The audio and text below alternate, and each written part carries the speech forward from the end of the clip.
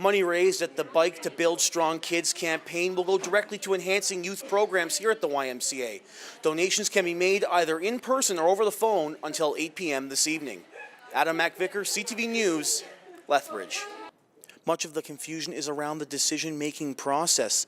The Finance Committee's job is to find the best options to put forward to City Council to vote on. Now, the project is already costing the city $5.9 million, and one of the main concerns about the bridge is how they're going to get the money to fix it. But luckily for Calgarians, it won't be coming out of the taxpayers' pockets. For SAIT Newsfile, I'm Adam MacVicar.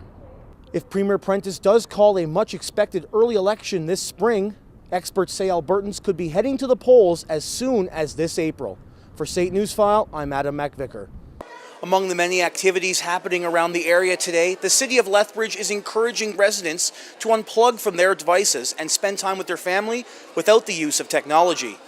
Adam MacVicar, CTV News, Lethbridge. The minister reiterated that the federal government expects a balanced budget in 2015, but could face a $7 billion deficit in 2016. For SAIT Newsfile, I'm Adam MacVicar.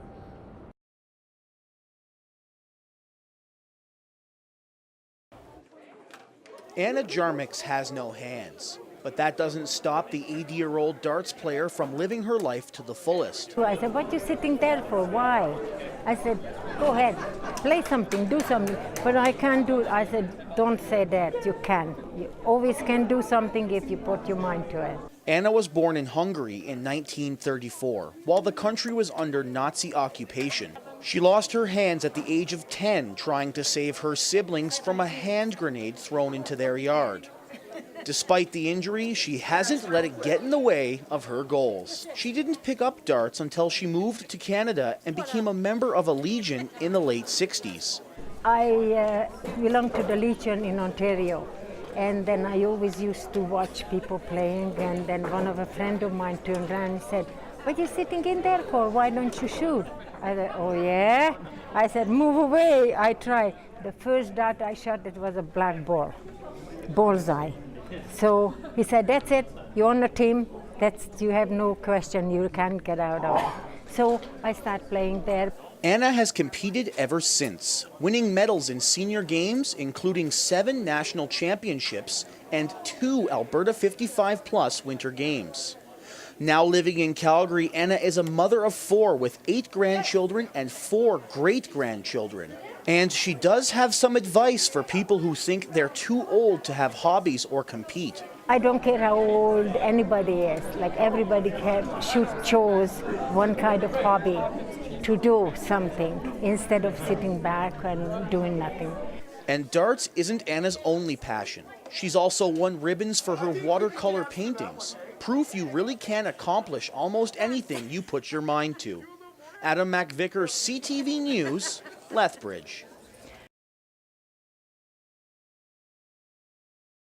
Walking, biking, running, Calgarians are getting up to as much as they can, taking advantage of the beautiful weather in the city.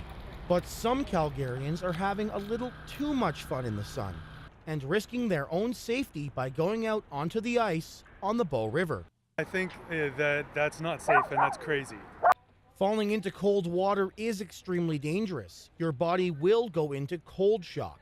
It's a condition with symptoms that include hyperventilation, changes to the pulse, and high blood pressure. It can take between 2 and 5 minutes for these symptoms to take effect. Calgary's weather is really interesting. It fluctuates from very cold to very warm, which makes the ice even more unpredictable, and you have a real freeze-thaw cycle. And so it increases the risk.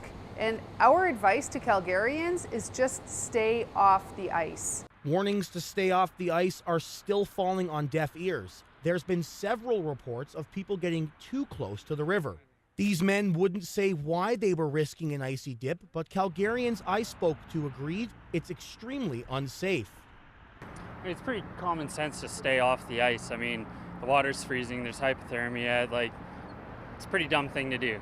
Stay off the ice. It's common sense. Yeah, pretty dangerous to me, especially with the temperatures recently, how warm it's been. I would imagine the ice isn't very secure. Now, city officials are encouraging Calgarians to go out and enjoy the beautiful sunny weather. But if that means being on the river, Save it for the summer months. For SAIT Newsfile, I'm Adam MacVicar.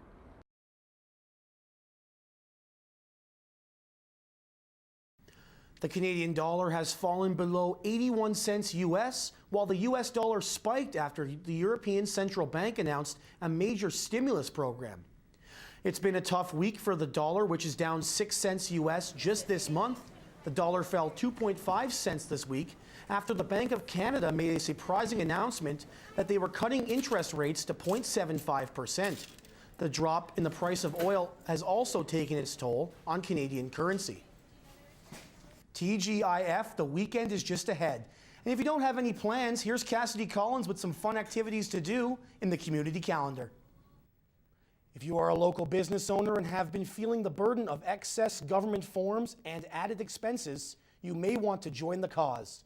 This week is the Canadian Federation of Independent Businesses' 6th annual Red Tape Awareness Week. Chris Chacon reports.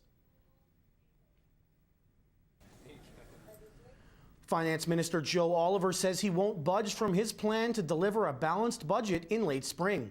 Oliver is rejecting suggestions that a small budget deficit would be all right for the Canadian economy, and despite experts saying there will be a deficit in the 2015-2016 fiscal year, he insists that's not the case.